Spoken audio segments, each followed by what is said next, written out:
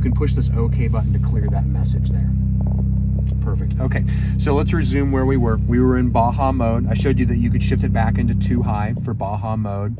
Some people like that on the road. I really don't. You'll read in some forums, some people say that that's kind of a cheat code. I just prefer to put it in sport mode, is me. But that's just my personal preference. Now, the other mode that we have is rock crawl mode. Rock crawl mode, it's going to put it in... Now it's got cactus and flags in every suspension, exhaust, and drive. Yep. And I feel heat. Oh yeah, you got a heated seat on and on the steering wheel. Yeah. Oh, so heated seats. That didn't take long. And then steering wheel. Did you get that? I do. The heated seats in this work very well. No It's something kidding. about the suede, I think, compared to my F-150. These seats get way warmer than my F-150. It was almost instantaneous. Yeah, they're nice in the winter. So one thing I will point out is when we went over to rock crawl. Now, when you go into rock crawl, it wants to put you in 4 low. Now, to engage in 4 low, you would have to put the transmission in neutral. Okay. So it's going to kind of sit here and cycle. Hey, I wanted to go into 4 low for rock crawl mode. If you wanted to engage rock crawl mode when you're out rock crawling, just put it in neutral, and then it'll finish the shift into 4 low. I won't have to do anything. I just put it in neutral, And it'll automatically shift in 4 low. Yeah, once you put it in rock crawl mode. So I'm just going to go ahead and take it out of rock crawl mode, and I do like rock crawl mode. If you want to go up a steep rocky grade at low speeds, this thing will just climb like a cat up that hill. That's amazing. Yeah, I'm a big fan of rock crawl mode. And you know, in a nutshell, those are kind of our drive modes. You know, we've got, my favorites are sport, and then slippery for snow and ice, and then off-road. And You're never in normal. Not really. If I'm driving around town, I'm in sport typically, and if I'm off-road, I'm in one of the off-road modes. So I don't drive it around in normal very often. I like sport mode. The only thing I don't like about sport driving around town is, like I said, sometimes it will get you in a gear that, to me, it's revving the motor up a little bit too much. But then you don't. Then I just go up. Yeah, just upshift there. And you can upshift and downshift while you're driving. If you're in normal mode, you can just upshift and downshift if you want to, like, With your drop a foot gear off the accelerator. You can have your foot on the accelerator if you want to. That's funny. To me, when I shift it into 4-wheel drive or I shift the transmission, I usually let my foot off the throttle. You know, it's funny. I did that at exotic racing in Vegas. Yeah. I had a Ferrari 468 or something, and I could not stop taking my foot off the accelerator to shift. Yeah. And then the guy that was with me, the driver, he goes, "Stop. You don't need to do that, and it's costing you time." I like it. And he called him a name. He did call me an old man. Didn't he? When I put it, you know what he said? He goes, "You're so used to doing that in your F-150." Right? Yeah, for sure. That's what he said, yeah. Okay. Any questions on the GOAT modes? No, that's something I'm gonna have to play with. I want to feel all those different modes. Yes, for sure. Out in some space and just play with them and turn and accelerate. I need to understand what, how it feels and what it does. I agree. Trial and you'll learn it. And I will pause at that point and say that after you've driven this for a couple days, a couple weeks, a couple months, if you have any questions at all, feel free to reach back out to me. Okay, because in my experience, there's a lot of technology on this vehicle. Oh my there's a lot of features and functions, and you're going to have questions down the road, and I'm happy to help. So feel free to reach out. While I'm thinking about it, I'm going to go ahead and put my card in here. That is a little Ford Performance with the Ford Bronco grill. So that mimics your Ford Bronco grill up front. Oh, cool. It's just a kind of an interior accent piece that they put on. Yeah, indeed. Since we've been kind of playing around with the drive modes, let's talk about just the specific modes for your exhaust, steering, and suspension. So with these buttons down here, these lower buttons, that's what's going to change your settings for. I see suspension, steering, That's Raptor mode. That's the programmable Raptor modes. And then exhaust. That one right there will be exhaust. Okay. I see that. Kind of a picture of a tailpipe. Yeah. Go ahead and push that for me. And then watch here. So those are your modes. And if you push it again, you'll cycle through. So we've got normal. And then we've got sport. We've got, next one should be Baja. And then quiet.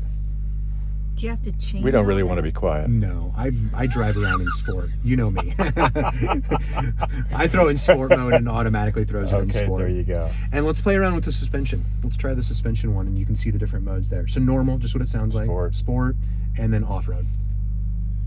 Do you have to physically hit those buttons? What if you switch to GOAT? Those have to. You have to change those too? Not necessarily. The GOAT modes will oftentimes override what you've got there. So like, for example, if you put it in sport mode on the GOAT mode, it's going to automatically put you in sport mode on the exhaust, suspension, and the steering. If you go to Baja mode on the GOAT modes, it's going to automatically put you in Baja and or off-road mode. Comfort. I don't like comfort. It's too soft for me. It's too wishy-washy. Sport. I feel like I've got less control. I go sport or normal. Now, okay, I will say that there are times when I don't necessarily drive around in sport mode all the time. And the one thing is, I will say that sport mode on steering, it does stiffen it up. Sometimes I like normal mode on the steering. And it does telescope in and out as well.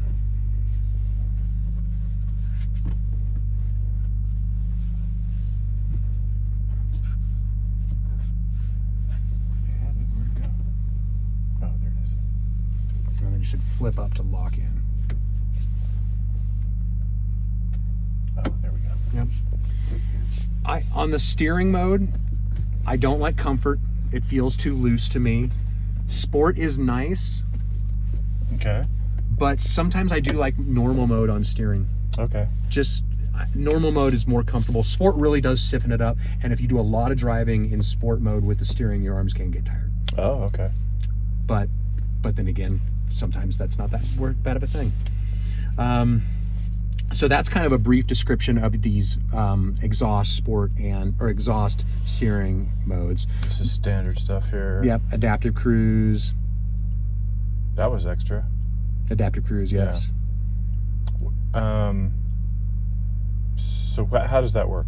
Okay, so first off, to turn it on, it's the button that was right there. Yeah. Push that button, it'll turn it on. We're not really driving right now, so you won't be able to see it all.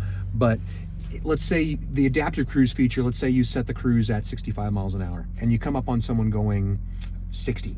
The vehicle will automatically decelerate and match the speed of the person in front of you. How far away? It depends how you're set. This is your, that's how you adjust the gap between you and the person in front of you.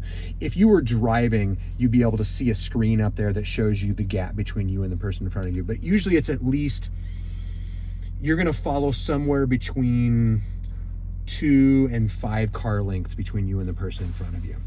And if they slow down, you slow down, they speed up, you speed up until the point where you've got your cruise control set. Okay. It's very handy on a long trip. I'm sure, yeah. Yeah. And then you also have a lane keeping system.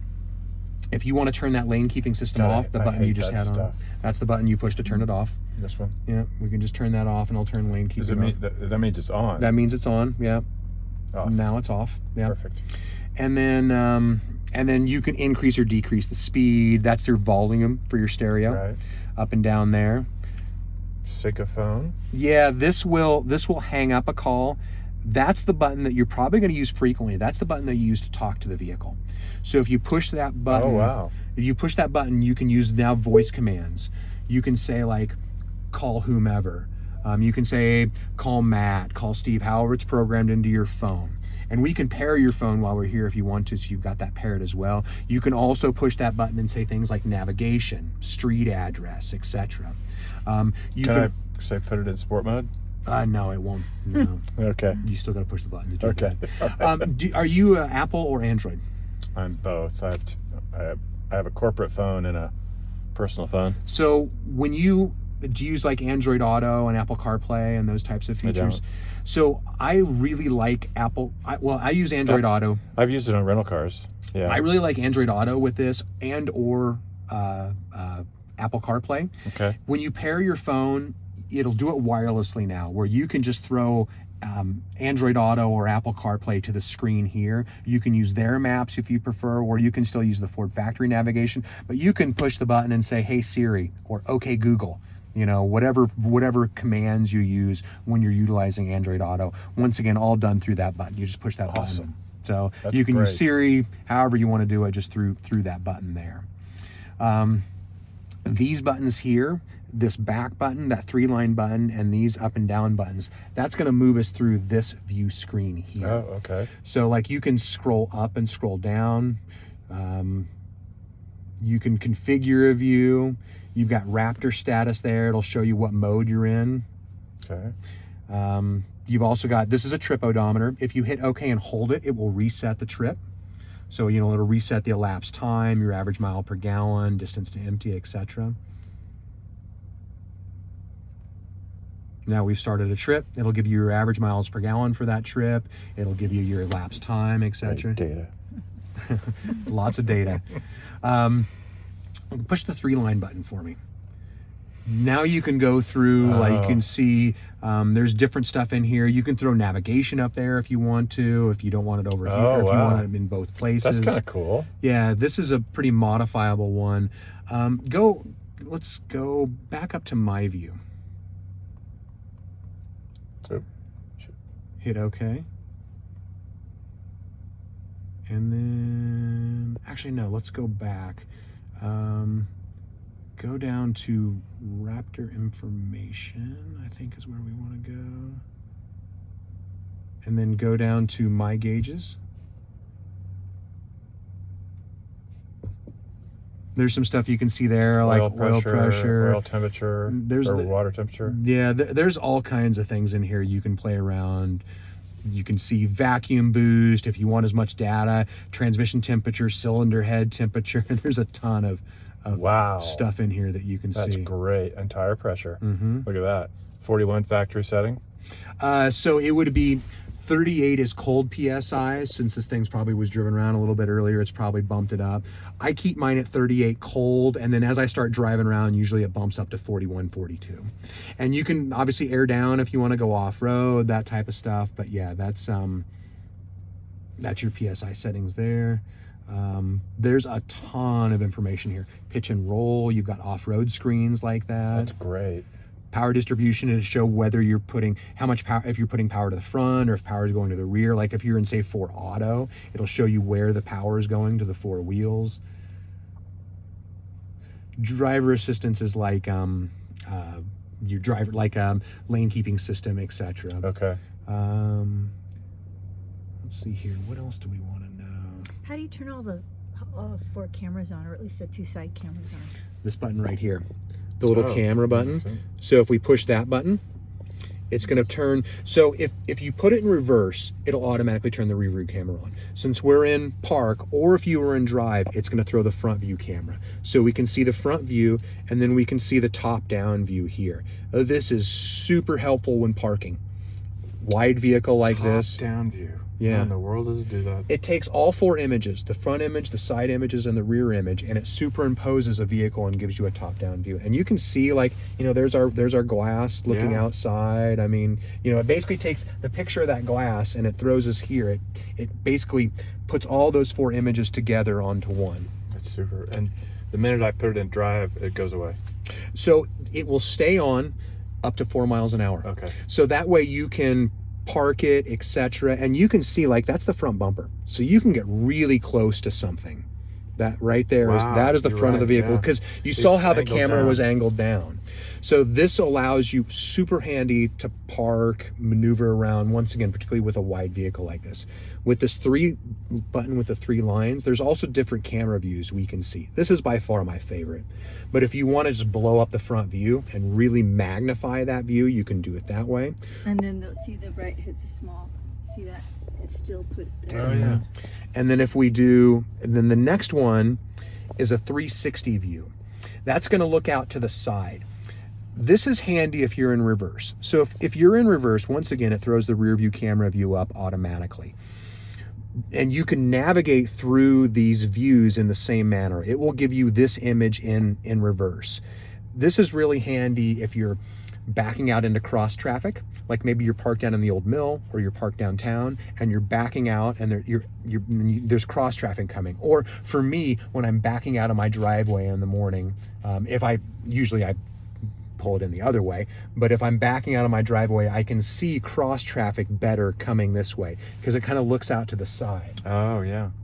Right, like we can kind of see the side over there. You can see the fire extinguisher over there. Versus if we were just in this mode, you don't get as much of a side view. So that is a handy view, in my opinion, in reverse when you're backing out into cross traffic. And then let's see here. And then if you want to turn this off, push that button, it'll turn that front view camera on. I'm using this button all the time when I'm parking. A lot. Because you put it in reverse, it automatically throws that image on. When you go to drive, I push that button and turn my front camera on. Interesting. This doesn't have like those hands-free gadgets that we see on TV. It does not. Okay, good. It's not going to park for you. Good. It won't do any of that type of stuff. Yeah, this is an off-road beast. It's got a lot of your creature comforts, but some of that stuff it doesn't have for you. This thing, to do that, you'd have to have electronically controlled steering. This thing is a little bit more burly and robust than that. On the high beams, does it sense oncoming and switches automatically? It's got auto high. Yes. Is that something you have to program, or? Nope, it's automatically on. If you're looking at the dial, there is what you turn for the headlamps. It's on auto right now, and then and it'll show you here what we are. So that's headlamps on. Auto, that's where I leave it. Me too. Set it and forget it. And then that engages when you're in auto headlamps. The lights will automatically come on when it's dark. Your auto headlamp, your auto high beams is already engaged, so it'll automatically turn your high beams on. And when it sees a car coming, it'll automatically turn your high beams off.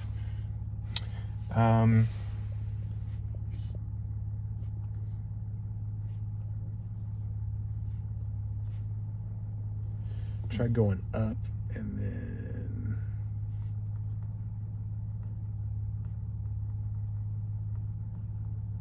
So tap the 3 lines to kind of go back. I did. Okay. And then in my view, trip. What? Yeah, you can. Trip. Trip fuel is the most common kind of default screen, right? And then you can hit OK on. You've got 2 trip meters. If you hit OK, then it turns that screen on. Okay. That's probably the most common home screen, because it gives you your distance to empty, your average mile per gallon, etc. There's some buttons over on the right, a plus and a minus. That will dim and brighten the dash. Oh, okay. Yep, and you can see the brightness there. And then over on the far left. Those are your LED spot lamps. So there are lights that will shine out of your outside mirrors. So you've got a left and a right. For off-road? At night? It's more, they're only for use when you're stationary. Oh. It's more for like if you're at a campsite and you want to illuminate the side of the vehicle, or you're in your driveway. What direction do they point down? It'll point, kind of out and down. You really won't be able to see them right now very well. Right, okay. But at night, try that button at night and you'll see what they do. Is there any display that gives inside and outside temperature? Yes, so you'll got 57 degrees outside. It doesn't show interior temperature. It will, okay, I take that back. You can, when you adjust the heat settings here, so I'm turning for each side. Yeah, and you can adjust driver, passenger independently. So here it'll show the interior, there's your exterior. Warm. Well, we're inside. And then we can adjust it up, down, etc. There's the Android Auto and Apple CarPlay, okay. Add the phone. Yeah, do you want to pair your phone now? Sure.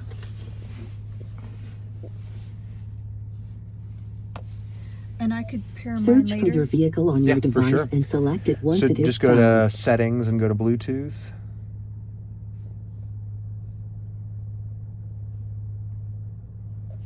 Or Yeah, just we can just, you just go ahead and hit connect there. Select one of the devices found by sync. Pixel 3. Confirm that the pin displayed on sync matches the pin displayed on your device. Confirm that the pin displayed on sync matches the pin displayed on your device. It actually seems to work better if you just go to settings and then just tap Bluetooth. And then however you get into Bluetooth there. Go back. And then... Pair new device. There we go. Ford Braptor. Should say Braptor. Select one of the devices found by sync. Confirm that the pin There we displayed go. on sync matches the pin displayed on your device. For your safety, please stay alert to changing road conditions and use Sync's voice-activated features while your vehicle is in motion. If you want to try Android Auto, you could update on your phone now, and then we could activate Android Auto. One other thing, this vehicle is equipped with what's called 911 Assist. What that means is if you were getting in an accident, heaven forbid, and there's a paired cell phone, it'll automatically dial 911. Nice. Would you like that on? Sure.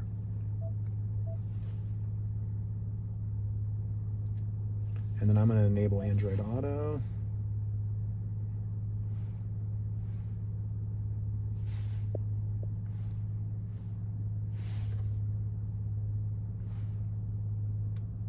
And then it's going to want you to tap next, I think, there. Oh, you might not have Android Auto on your phone yet. I probably don't. You would have to download the app on your phone to activate that.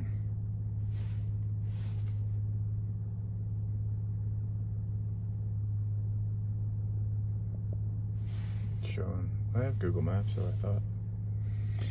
It's the Android Auto app that, well, it's showing It says installed. It was waiting for Google Maps. Still is.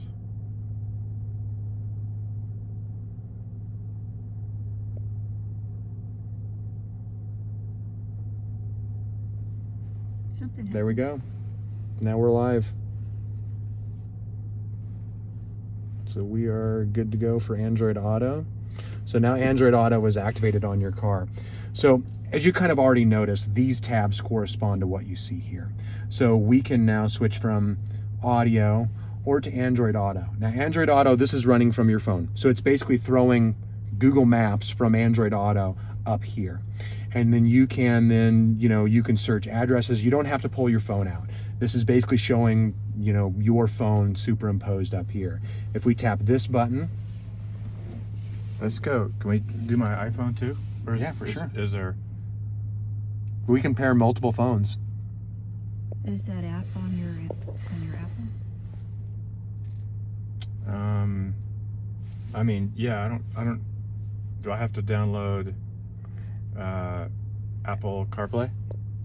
So in my experience, most Apples already have Apple They already CarPlay have it, downloaded. okay. I am an Android user, so I must say Apples are not my forte. Me But either. in my experience, most Apples typically have Apple CarPlay already downloaded. So these are all my apps.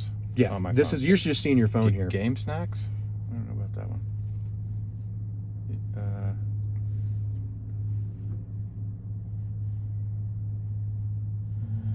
And the thing you're going to use Oh. most, it's not going to show every app you have on your No, phone. it's not. But yeah. like you can go back to the things you're going to use most are the map there, and then you can also go to your phone and see some of your like contacts, recent phone calls there. There's etc. you. That's your phone. Oh, that is me. Yeah, yeah, yeah. And then this is going to be once again kind of a function of your phone. I use it for music. That's what I'll be doing. too. That's typically how I would do it. Spotify or Pandora. Yeah, or exactly. something, And then speaking of music, if you go to audio, this is your audio screen. You have presets down here. You swipe over, there's extra rows of presets. Now you have Sirius Radio for 3 months for free. After that, it's subscription based. You can program in your presets here, and you can program a mix of AM, FM, or stereo stations. Like the Highway is a Sirius station. You can go back to 92.9. Is there a radio station or anything that you listen to quite a bit? yeah. It's been so long, we don't know. The Sequoia. I like Christian Radio music. stations. Radio doesn't work. Yeah. What do we listen to? Well, I know my Christian radio 98.3. stations. 98.3. Rock and roll. Let's go 98.3. The other way to do it, I'm just tuning it manually. You can also just push and scan. So these are scan, and that's Right. fine tune. So let's go to 98.3. Let's say I want to set 98.3. I'm going to push and hold. I'm going to push and hold. Now it's set. So now 98.3 is set here. AC/DC. There Appropriate. you go. For this car, absolutely. Absolutely. And so that's how you set a preset. And you can also, you can tune to it. So basically, tune to whatever station you want, push and hold, and that's how you set And that. how do I get to all the XM channels? So let's go to sources, and I'm going to go to Sirius. Yeah. There you go. So sources is where you can switch between Android Auto, your phone, Pandora. We can go to Sirius. And now with Sirius, you can do a couple different things. You can just search, one at a time stereo, and then you can switch, this way. You can also browse by genre, music, sports, etc. If there's a Sirius station that you really like, you can just push this, like you can push the talk to it button. Outlaw Country.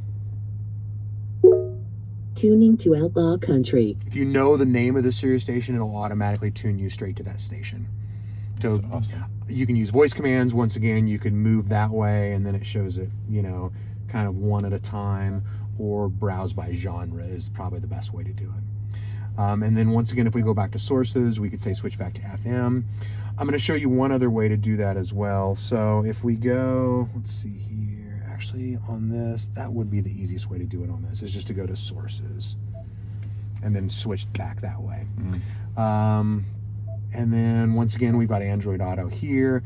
Nav is factory navigation. So this is the embedded factory navigation. You can hit search, type in an address, 1234 Main Street, etc. It's going to be pretty intuitive. It's kind of it's similar to Google Maps, essentially.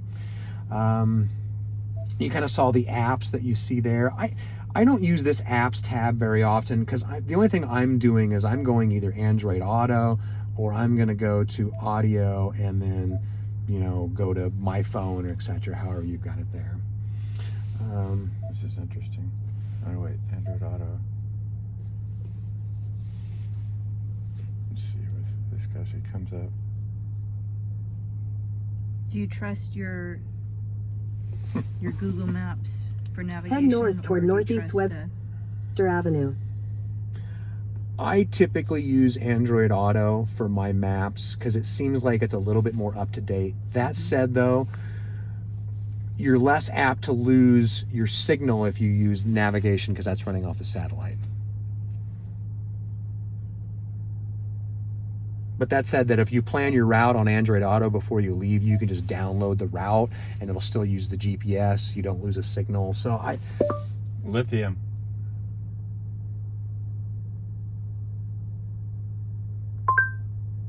I looked for lithium, but it either isn't available or can't be played right now. Fine. So it knows it was searching in XM, right? Okay. Yep. And then let's see here. So settings. There's a bunch of stuff in settings. So settings, if you've got multiple phones programmed, you're going to want to know where your phone list is. So if you program in your iPhone, it'll show your iPhone here, and you can switch back to who you want, which phone you want, if you want to toggle back and forth. Okay. So that is handy to know if you're going to have multiple phones programmed in. Vehicle, you're going to have some things like here where you can adjust some of like ambient lighting. You can adjust some of the settings for, say, your windows, your remote start. You can adjust like climate control is either auto or last settings. So auto will automatically bring the vehicle to 72 degrees. If it's cold out, it'll warm it up. If it's hot out, it'll cool it down. Or you can go to the last settings, whatever your last fan speed setting was. Seats and steering wheel. Yep, seats and steering wheel. You can have it to be auto, or you can off. Or if you don't want your heated steering wheel and your heated seats to come on, you can just turn that off. There's a bunch of stuff in here we were in vehicle. Clock, you can adjust clock settings. I mean, some of this is kind of just pretty straightforward. If you see these two bullet points, it means we can swipe back and forth. Some of this stuff here. Hotspot. So you can set this up as a vehicle hotspot, where you can use this vehicle as a vehicle hotspot for Wi-Fi. The take rate for my customers isn't terribly high for that. Because you have it set on 30-minute maximum for idle on your... Oh, yeah, been. Good call. You could put it into gear and it'll override that. Okay. And then, let's see here. What else do we need to know? Oh, we were talking about vehicle hotspot. Take rate for my customers isn't high on that. Here's why. Vehicle hotspot, you get like, I want to say it's like 3 months or 3 gigs free, but 3 gigs goes like that. Yeah. And then after that, you've got to buy a new data plan. So you have to buy a data plan. We already pay for a data plan on our phone. We can set our phones up as a mobile hotspot. Right. The way I So look why at it. would you, yeah. Yeah. So once again, I don't have a lot of customers using the mobile hotspot, but it is there if you want it. Let's see here. Some of this is redundant. Like sync navigation will take you to the same place as navigation would. If we go to features, there's some cool stuff in features. We already talked about the owner's manual. There's some towing settings in there if you want. You've got zone lighting. So zone lighting, you saw the buttons for the outside spot lamps. You can turn that on here as well. So like for example, we can turn the outside front. You can light up, you can light up just the side over there. Now that it's you can kind of see, now that we can kind of see where the lights are coming on over there. You can light this thing up like a Christmas tree if you want to. So even while it's on the road? No, this is designed for when you're stationary. So you can't flash the Prius next to you when you're driving down the road, but you can turn it on while you're stationary is how this is designed. And then driver assistance. Driver assistance is where most of our safety features are going to be located. And some what I would consider driver assistance, like cruise control, lane keeping system. So lane keeping system, it sees the lines in the road. It has the ability to alert you. What that means is it'll just, if you veer outside the lines, it'll vibrate the steering wheel. Aid means it will steer you back into the lane. Alert and aid will do both. So I don't know if you want it on any of those. You can just turn the whole system off with that button like we talked about, which it's now off. Okay. You also have... Some of that stuff is just too much. Yeah, you do have pre-collision assist with automatic emergency braking. I'm not a huge lane keep fan, but I do like this.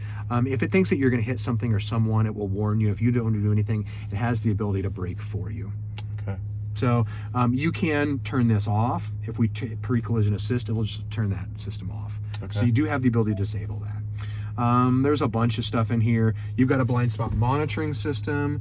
So if we have someone in our blind spot, it's going to illuminate this light right here. If you want to turn that off, you can. I leave it on. I find that very handy. Is it audible as well? No, all it does is light that up right there. Good. That's all it does.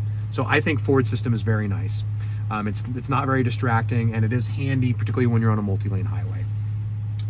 Cross traffic alert will beep at you if you back out. It's detecting cross traffic. Okay. Driver alert, if it thinks you're falling asleep, it'll give you a warning message that says, hey buddy, pull over and get a cup of coffee. Once again, driver assistance is kind of our safety features. You can play around with that, turn systems on, off, etc. Oh, the windows are down here. Yeah, I noticed that. Does the doors come off? Right. So, and it's one touch up and down. So if I just push it once, it's going to lower the glass. If I click it up, it's one touch and it will raise the glass.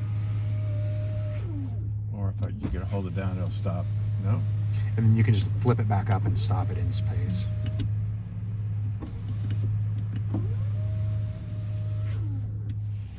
While we're here, these are your mirror controls.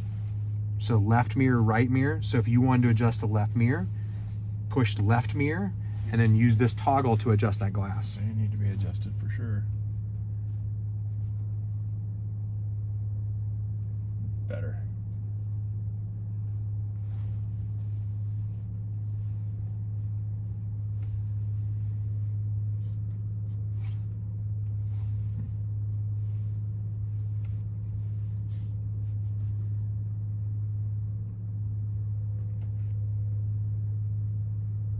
Okay, cool. The windshield wipers, it's normal? Yep. Or is it like different? Nope, it's pretty straightforward. Okay. Turn it to turn them on. Windshield washers, you push the button on the outside. Yeah, there's not a lot of vision out the back, is there? No. My FJ is the same way. Yeah, it is. Use your outside mirrors. And that sticker, the temporary permit doesn't help either. Oh yeah. It's like there's nothing. You can take that off and throw it up here if you want, but Yeah. you know, I usually just stick them That's in the back even there. big up there. Oh, and while I'm thinking about it, we can take this off. You want me to take that off? Yeah, for you? sure. Okay, so any questions on this system here? I will once again say, if you have questions down the road, I'll we'll have to figure play it with out. it and You get left the comfortable car, with it. yeah. Audio controls here, that's pretty straightforward. One thing I will point out, this vehicle is equipped with auto stop start. That means when you come to a stop, like you're doing stop and go driving, right? Oh, it Come to a does. stop, it does turn the engine off when you come to a stop. Really? But To can turn I turn that off? Push that button and it turns it Okay. off. Yeah. Yeah. Now- You leave yours off? I'd leave it off. Yeah, that's a pain. I push that hate button every time I hop in. Yeah. Oh, and you Oh, have you to. have It to. doesn't save it The like default is to turn that system on. Really? Save fuel economy. that. Oh my God! Come on. So I We turn didn't that buy off this every for time. fuel economy. Right. Yeah. Yes, so I turn that off. Heating and cooling controls down That's here. a great tip, by the way. Yeah. Oh, and this is your parking sensors. You have the reverse sensing system where it'll beep at you when something's behind you. If you want to turn the beeper off, you can push that button. Oh, okay. These control, move you through your playlist, seek through radio stations. You can pause your playlist there. Down here, heating and cooling controls. We already talked about the temperature controls. We talked about the heated seats, heated steering wheel. I will point out this button. This button I use a lot. Push that button. It's going to prompt up here what vents you want it to blow out of. So defrost, just defrost in floor, etc. That's a very handy button there. This is a toggle switch to adjust the fan speed. Oh, So that's it's different. Toggle up and down. That is a little different there. Max defrost will turn the defroster on to full blast. So it's going to ramp the fan speed Get it up to done. high. If you want to defrost your window as quick as possible, right there. Recirculation here, max AC there, regular AC there. Pretty straightforward. Yeah, turn that heater thing off, please. I can feel it. Oh, you can feel it in back there? It should be on the I'm rear. right in the middle. I can feel Oh, it. that's Yeah. rear. That's rear defrost. That would have been rear defrost, Yeah. yeah. But you can feel it there? I feel. No, that was when we had it on the Yeah. front, I think. Yeah. What do you think? Are you excited? Oh my God. Wait till you drive it. Yeah, try and charge your phone. Oh, yeah. Well, I've got a cover on here, so. Yeah, but maybe it's cover friendly.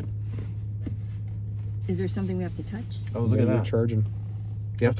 Awesome. And you can tell it's charging because you see the little Yeah. battery with the lightning Look at bolt that.